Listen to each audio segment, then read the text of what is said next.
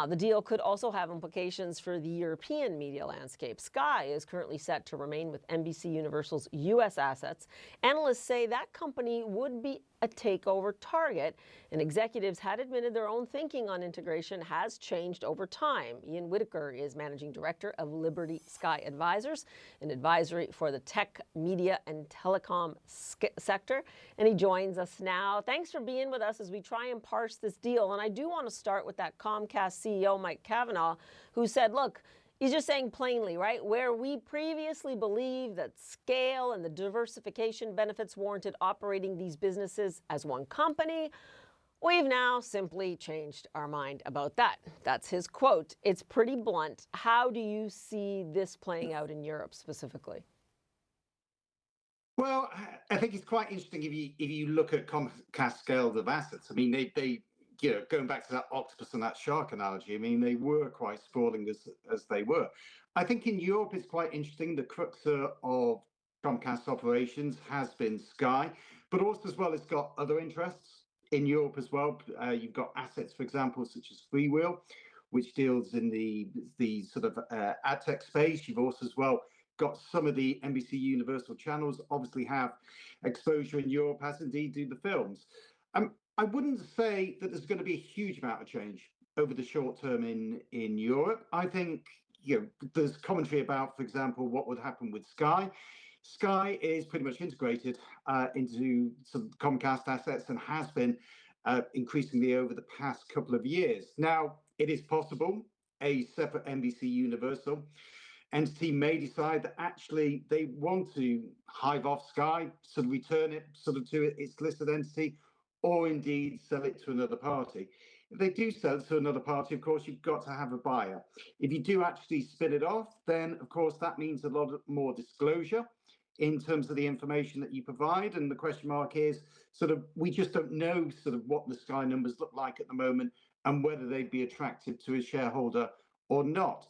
Also, as well, you've got a slightly sort of also an interesting angle here is that Sky at the moment is buying the broadcasting business of ITV, which is the largest commercial broadcaster in the UK space. So I think in the short term, don't expect any impact when it comes to the European media landscape, when it comes from this deal.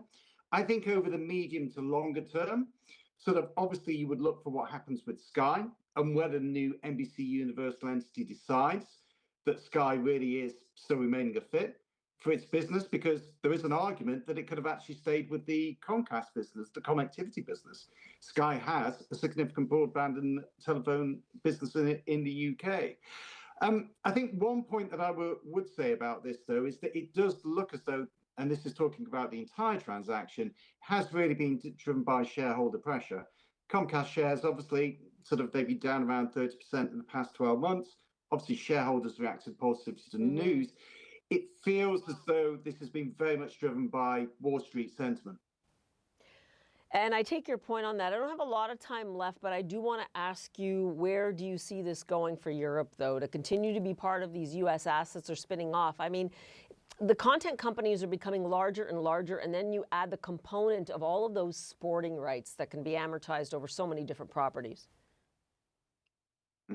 Well, in Europe, you've got a different landscape. I mean, the thing with Europe is that essentially, while Europe as a continent looks big in terms of population, its television markets tend to be very nationally focused. So what, for example, works in the UK doesn't necessarily work in Germany and France and so forth.